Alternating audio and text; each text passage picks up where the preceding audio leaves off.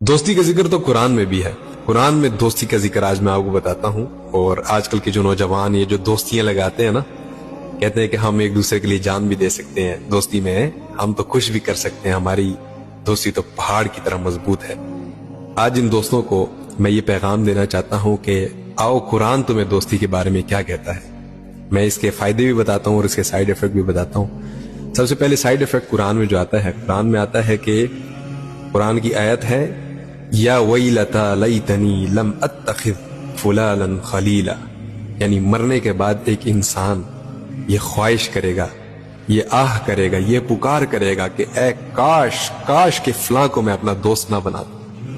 یہ پتہ ہے مرنے کے بعد یہ شخص یہ کیوں کہہ رہا ہوگا کہ فلاں کو میں اپنا دوست نہ بناتا؟ کیونکہ اس وقت وہ شخص جس عذاب کے اندر مبتلا ہوگا نا، وہ اپنے دوستوں کی وجہ سے مبتلا ہوگا.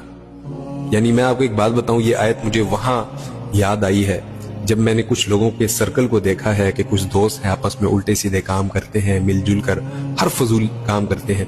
انہی میں سے جب ایک لڑکا فوت ہو جاتا ہے تو باقی جو لڑکے ہیں وہ تو دنیا میں رہ جاتے ہیں. تو میں اکثر سوچتا ہوں کہ شاید یہ جو رہ گئے یہ تو توبہ بھی کر لیں گے، لیکن یہ جو فوت ہو گیا ہے، کیا یہ اس وقت اپنی قبر میں یہ کہہ رہا ہوگا کہ اے کاش کہ میں فلاں کو اپنا دوست نہ بناتا؟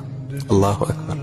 یہ صرف میں اپنی سوچ کی بات کر رہا ہوں، باقی اللہ غفور الرحیم ہے، غیب کے حال اللہ جانتا ہے. لیکن صرف قرآن کی آیت مجھے یاد آتی تھی کہ وہ جو دوست اپنے دوست کو پکار کر کہے گا، اپنے دوستوں کو ملامت کرے گا کہ کاش میں فلاں کو اپنا دوست نہ بناتا، تو بھی تو آخر ایسے ہی دوست ہوں گے نا. مجھے ایک شعر یاد آیا ہے کہ خود تو ڈوبے ہیں تمہیں بھی ساتھ لے ڈوبیں گے صنم.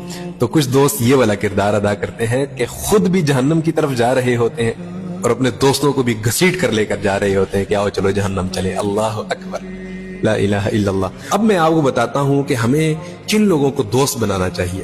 رسول اللہ صلی اللہ علیہ وسلم سے پوچھا گیا کہ یا رسول اللہ کس شخص کو ہمیں اپنا دوست بنانا چاہیے؟ تو رسول اللہ صلی اللہ علیہ وسلم نے 3 کوالٹیز بتائیں. نمبر 1، اس شخص کو اپنا دوست بناؤ جس کے ساتھ بیٹھ کر تمہارے علم میں اضافہ ہو. نمبر 2، وہ خود بھی بعمل ہو. اور نمبر 3، جس کے ساتھ بیٹھ کر تمہیں اللہ کی یاد آ جائے. یہ 3 کوالٹیز جس شخص کے اندر موجود ہیں وہ شخص تمہاری دوستی کے قابل ہے. اس بنیاد پر اگر ہم دوستی نہیں کریں گے تو اس کا پھر نقصان کیا ہوگا پتہ ہے؟ یہ بھی میں آپ کو قرآن سے بتا دیتا ہوں. الاخلاء یومئذ بعضهم لبعض عدو الا المتقین. اللہ اکبر. اس میں آپ کو مفہوم بتا رہا ہوں اس آیت کا. جن کی دوستیاں اللہ اور اس کے رسول صلی اللہ علیہ وسلم کے رضا کے لیے تھی، وہ شخص اس دن بھی ملامت نہیں ہوگا، وہ شخص اس دن بھی کامیاب ہوگا. یعنی وہ دوست محشر میں بھی اس کے کام آئے گا. لیکن جن لوگوں نے یہ دوستیاں دنیاوی مفاد کے لیے ایک دوسرے کے ساتھ لگائی ہوئی ہے نا، یہ فانی ہے اور عین ممکن ہے کہ یہی دوست محشر میں تمہارے دشمن بن جائے.